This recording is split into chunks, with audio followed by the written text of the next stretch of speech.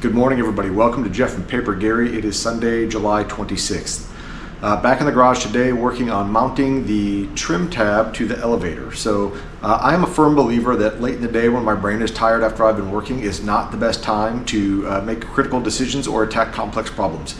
That's where I was at last night or yesterday afternoon, and I was kind of tired and fatigued and thought it would be easier if I had another set of hands. Probably would be.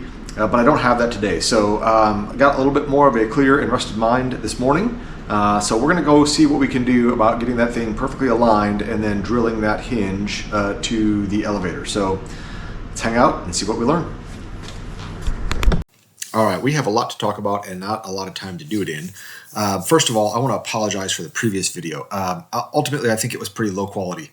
I wasn't happy with it. I make a commitment every night to come and do something to get something done after work. And the other night was my commitment to produce a video. And the other day turned out to be a much longer, more tiring day than I expected. And I pushed through trying to produce a video that ultimately ended up with low quality and something that I wasn't happy with. So I will vow to do better in the future. Today, we're talking all about mounting this trim tab to the elevator. And as you see here, I've got a laser system that I bought off Amazon. They weren't very expensive, or it wasn't very expensive. Works really well. And I aligned the laser down the trailing edge of the elevator. And I think what you saw there was there's a little target that comes with a laser to see where your laser is. And then you line up the trailing edge of the trim tab to make sure that it matches. Cleco it in best you can with some clamps or hold it in place. And then make sure that the inboard edge of the elevator and the trim tab are also in line. And then you mark a couple holes and then go drill and you're on your merry way. The system, this method, if you will, worked really, really well. Everything was dead on. And so when I finally installed this, not knowing yet that I was going to scrap this trim tab, it lined up just perfectly. So I was really happy. Where it didn't line up perfectly is that once it was installed, I noticed that there was some twist in that trim tab. And the instructions tell you at one point in the manufacturing, before you bend the end tabs of the tab over, you can kind of look for twist and massage it or bend it out of there. Now, I cut those tabs off and put in the riblets so that we can fill it in with composites later. And I think some less than perfect manufacturing of those riblets led to some of the deformity or twist that was present in the trim tab. So I removed those. I tried to bend it back into place, and I got it within about 1/8 of an inch.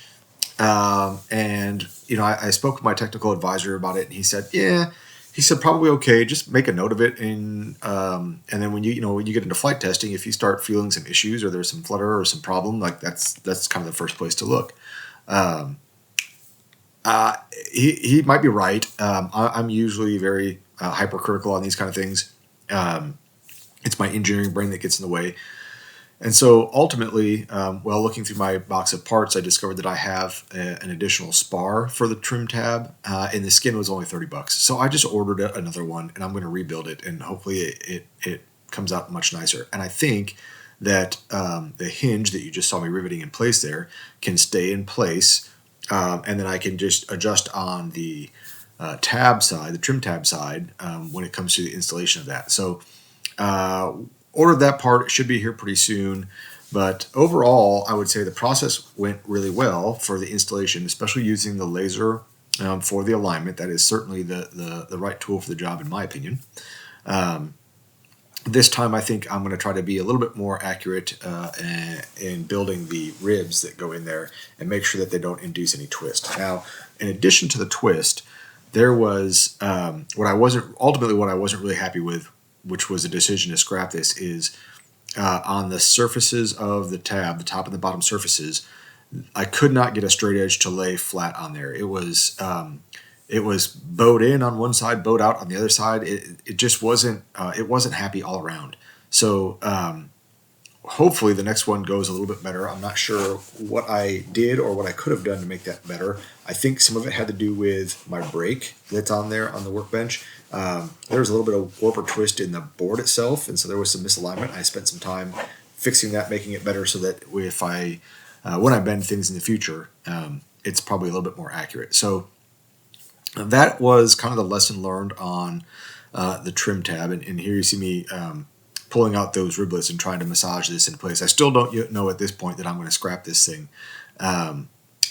You'll hear me in the at the end of this video in the recap talking about the path forward. So don't listen to half of what I say there, because the truth is that thing's probably going to go into the bucket of shame. It's not probably, it is going into the bucket of shame. New skin is on its way here, and we will remanufacture that with loving care and hope that it is much straighter than it was last time. So it's kind of hard to see here, but because I'm not supporting the trim tab, but if you look, there's just a little bit of twist in there. So that's all, folks. Thanks for tuning in and watching, and stay tuned. We'll get this trim tab right eventually. Hey everyone, I'm going to call it quits for today. Made pretty good progress. I'm pretty happy. However, I did notice that after I got the elevator mounted, the trim tab mounted to the elevator, that there was a little bit of twist in the trim tab. So, the instructions tell you to check for this beforehand. Because I put those riblets in on the sides, I didn't have really the ability to adjust those like I would have if I followed the instructions to the T with the tabs. So, I drilled the rivets out, took out those riblets, and I was able to bend it back in shape, kind of form it, twist it a little bit, down to about an 1/8 inch off. So I think I got about an 1/8 inch of twist in there yet. I think that's approaching okay. I'd like to get it a little bit better. If I was, a 1/16 off or so, I wouldn't sweat it too much. But I'd like to get that a little under an 1/8 if I could. So I'm going to pause here. I'm going to call my technical advisor to come out and take a look at not only that, but both my elevators in general. Right, these are critical flight control surfaces.